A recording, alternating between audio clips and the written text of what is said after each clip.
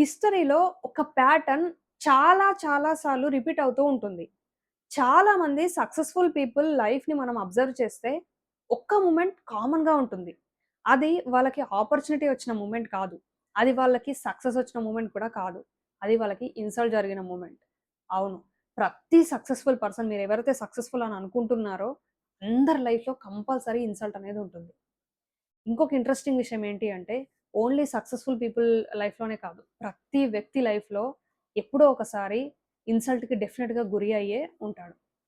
ఆ ఇన్సల్ట్ అనేది కొన్ని కొన్ని సార్లు ఎదుటి వాళ్ళు నవ్వడం, హేళన చేయడం, "నువ్విది చేయలేవు" అని అనడం మాత్రమే కాదు. కొన్ని కొన్ని ఇన్సల్ట్స్ చాలా డీపర్‌గా ఉంటాయి. ఆ ఇన్సల్ట్ జరిగినప్పుడు మాత్రం ఆ వ్యక్తి డెఫినిట్‌గా దాన్ని అస్సలు తీసుకోలేడు.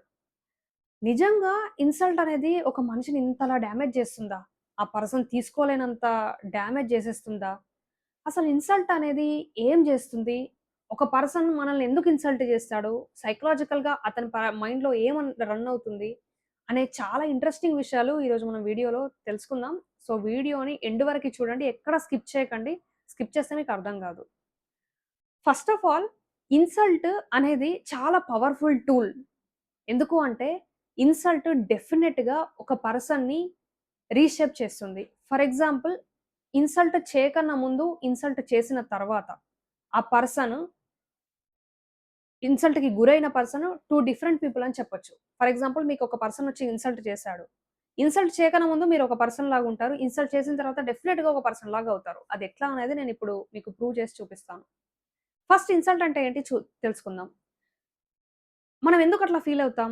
ఎవరైనా మనకి తక్కువ చేసి మాట్లాడినప్పుడు, మనం ఎందుకు చాలా డౌన్ ఫీలవుతాం సడెన్‌గా? మనం ఇంటికొచ్చిన తర్వాత కూడా ఎందుకు దాని గురించి ఆలోచిస్తాము అంటే, మనము మన గురించి ఒక ఇమేజ్ అనేది క్రియేట్ చేసుకొనుంటాం. మంచి ఇమేజ్. లైక్ నేను చాలా స్ట్రాంగ్, నేను కేపబుల్, నేను ఇది చేయగలుగుతాను, నేను స్కిల్డ్, లేకపోతే నేను మంచిగా మాట్లాడగలుగుతాను, నేను ఎదుటి వాళ్ళకి ఏదైనా కన్వే చేయగలుగుతాను. ఇట్లా ఒక ఇమేజ్ అనేది క్రియేట్ చేసుకొనుంటాం. ఈ ఇమేజ్‌ని ఎప్పుడైతే ఎక్స్‌టర్నల్ వరల్డ్ నుంచి పీపుల్ కానీ, ఎవరైనా గానీ సడెన్‌గా దాన్ని ఛాలెంజ్ జేస్తారో, అప్పుడు మనం దాన్ని తీసుకోలేం. ఒక ఇన్నర్ కాన్‌ఫ్లిక్ట్ అనేది స్టార్ట్ అవుతుంది. అంటే మన మైండ్‌తోని మనకొక యుద్ధమే స్టార్ట్ అవుతుంది.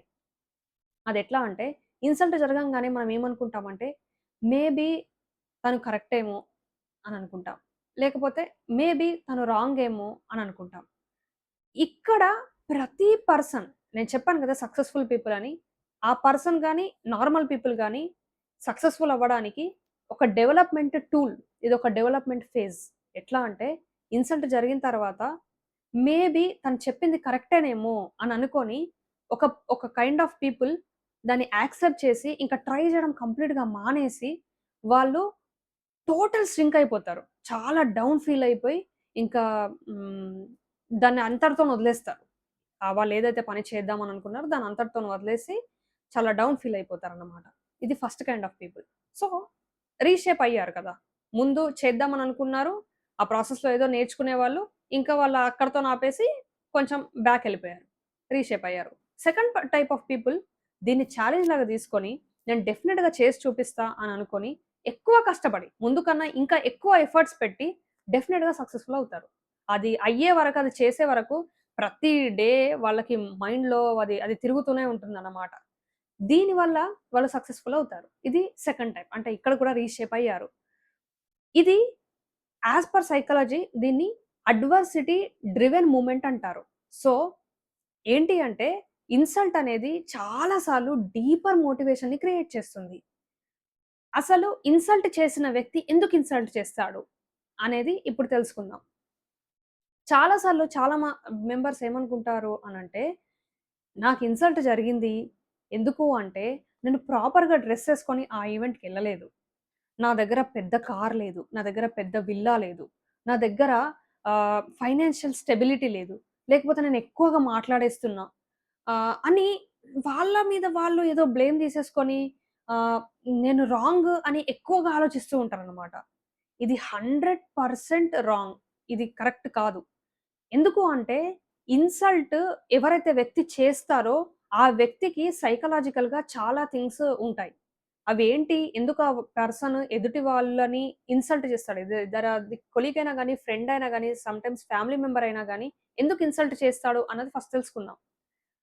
ఇన్సల్ట్ చేసే వ్యక్తి గురించే ఇన్సల్ట్ అనేది ఎక్కువగా వర్తిస్తుంది. మనకి ఇన్సల్ట్ జరిగింది. అది మనకు సంబంధించింది గాదు. ఇన్సల్ట్ చేసిన వ్యక్తి గురించే అది సంబంధించింది. ఎట్లా అంటే కొందరిలో సుపీరియారిటీ కాంప్లెక్స్ అనేదుంటుంది. అదేంటి అంటే వాళ్ళు వాళ్ళే గ్రేట్ అని ఫీల్ అవుతారన్నమాట. అంటే వాళ్ళే తోప్. వాళ్ళని మించిన వాళ్ళెవ్వరు లేరు. వాళ్ళు ఇంకా వాళ్ళు చెప్పిందే నడవాలి. వాళ్ళు చెప్పింది డెఫినిట్‌గా అది అవ్వాలి. ఎందుకంటే వాళ్ళేదో తోప్ అని ఫీల్ అవుతారన్నమాట. దీనివల్ల వాళ్ళు సుపీరియారిటీ కాంప్లెక్స్ వల్ల ఎదుటి వాళ్ళని చులకన చూడడం, హేళన చేయడం, నలుగురిలో నవ్వుల పాలు చేయడం అనేది ఎక్కువగా చేయడానికి ట్రై చేస్తూ ఉంటారు. ఇది ఫస్ట్ థింగ్. సెకండ్ ఏంటి అంటే కొందరిలో ఇన్‌సెక్యూరిటీస్ ఉంటాయి. ఆ ఇన్‌సెక్యూరిటీస్ వాళ్ళలో ఉన్న ఇన్‌సెక్యూరిటీస్ వల్ల వాళ్ళు ఇంకొకళ్ళని ఇన్సల్ట్ చేస్తారు. ఇంకా కొందరిలో జెలసీ ఉంటుంది. అంటే ఫర్ ఎగ్జాంపుల్ మీరొక ఐడియా చెప్పారు. అది సూపర్ వండర్‌ఫుల్ ఐడియా అనుకోండి. వాళ్ళకి తెలుసు అది వండర్‌ఫుల్ అని. సో, వాళ్ళకి ఆ కుళ్ళు రావడం, ఆ జెలసీ రావడం, నాకిది లేదు, వీళ్ళలో చాలా తెలివితేటలున్నాయి అని అనుకోని, వాళ్ళు దాన్ని మోటివేషన్ లాగా తీసుకొని ఇది నేను నేర్చుకోవాలి అని అనుకోరు. అది వాళ్ళలో జెలసీ అనేది క్రియేట్ చేస్తుందనమాట. జెలసీ అనేది క్రియేట్ చేసి వాళ్ళు ఇన్సల్ట్ చేస్తారు మిమ్మల్ని. ఇది థర్డ్ రీజన్. ఇది చేయడం వల్ల ఏమవుతుంది అనంటే, వాళ్ళు టెంపరరీగా రిలీఫ్ పొందుతారు. మిమ్మల్ని ఇన్సల్ట్ చేసి, మిమ్మల్ని హర్ట్ చేసి, వాళ్ళు టెంపరరీగా ఏదో సాధించామని అనుకుంటారు. దీనివల్ల వాళ్ళ గ్రోత్ అక్కడనే బ్లాక్ అయిపోతుంది. ఇంకొకటి చాలా మందికి ఇంట్లో అట్లాంటి ఎన్విరాన్మెంట్ ఉంటుంది. ఎట్లా అంటే కొందరు లైఫ్‌లో చిన్నప్పటి నుంచే వాళ్ళు అట్లా గ్రో అవుతారు. అంటే మదర్ ఫాదర్‌ని ఇన్సల్ట్ చేయడం, ఫాదర్ మదర్‌ని ఇన్సల్ట్ చేయడం. చిన్న చిన్న విషయాలైనా సరే. "నువ్వది చేయలేవు. నీ వల్ల గాదు. నువ్వింతే. నువ్వేది పట్టించుకోవు."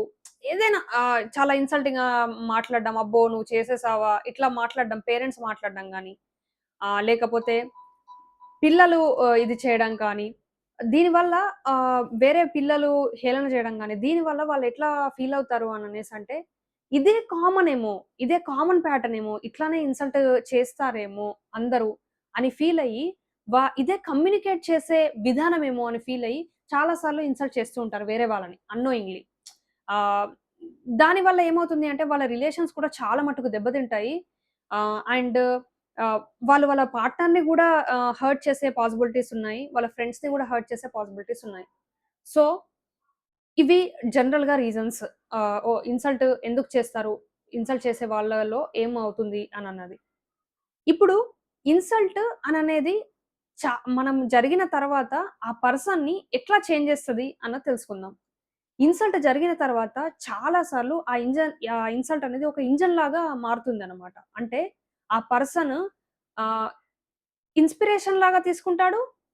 లేకపోతే పెయిన్ లాగా తీసుకుంటాడు. అంటే ఒక పర్సన్‌ని మోటివేట్ చేయాలంటే ఐదర్ ఇన్‌స్పిరేషన్‌తోని మోటివేట్ అవుతాడు. లేదంటే పెయిన్‌తోని మోటివేట్ అవుతాడు. ఈ పెయిన్ తోటి మోటివేట్ అయిన థింగ్స్ ఉంటాయి గదా! ఆ మోటివేషన్ అనేది లాంగ్ లాస్టింగ్ ఉంటది. అంటే చాలా రోజుల వరకి ఉంటది. అండ్ చాలా మాసివ్ సక్సెస్‌ఫుల్ రిజల్ట్‌ని గూడా చాలా సార్లు తీసుకొనొస్తదనమాట.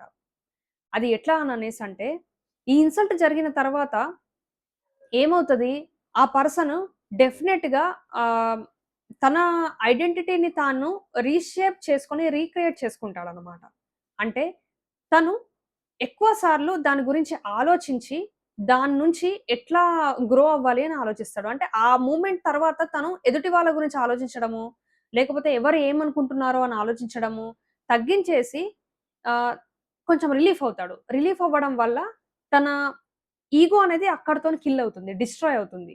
డిస్ట్రాయ్ అవ్వడం తర్వాత తను ఏం చేస్తాడంటే తన మైండ్ అనేది చాలా మట్టుకు ఫ్రీ అయిపోతుంది. ఎందుకంటే ఇప్పుడు ఎదుటి వాళ్ళు ఏమనుకుంటారో అన్న థాట్ లేదు.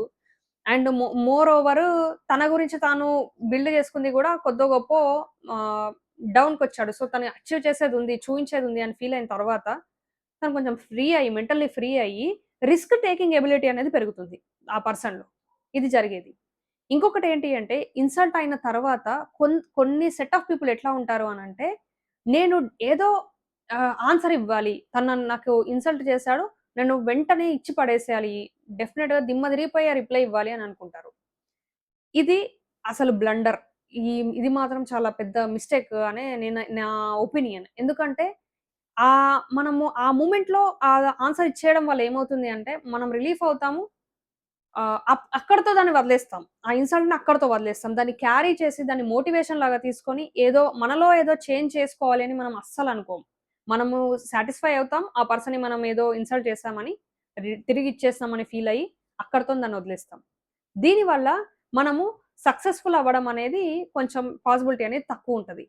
సో, ఒకవేళ మీరు ఇచ్చేసారనుకోండి, ఇచ్చి పడేసారనుకోండి అక్కడనే దిమ్మ తిరిగి రిప్లై ఇచ్చారనుకోండి, అక్కడితోని అయిపోయింది. అదే మీరు దాన్ని ఇంజిన్‌లాగా కన్వర్ట్ చేసి సక్సెస్‌ఫుల్ అయ్యి చూయించారనుకోండి, ఆ సక్సెస్‌ఫుల్ లాంగ్ లాస్టింగ్. అది ఎప్పటికి చిరస్థాయిలో హిస్టరీలో అట్లా మార్క్ అయి ఉంటుంది. మీకు జరిగిన ఇన్సల్ట్ ఎవ్వడికి గుర్తుండదు.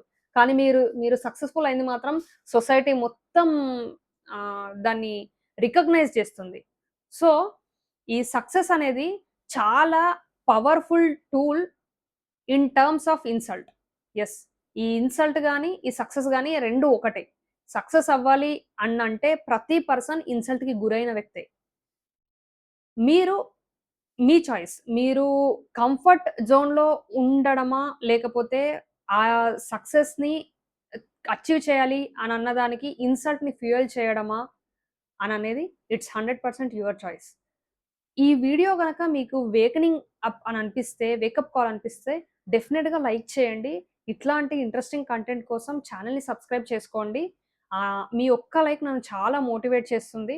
అండ్ నన్ను ఇట్లాంటి థింగ్స్‌ని ఇంకా మీకు అందించడానికి ఎక్కువగా పుష్ చేస్తుంది నన్ను.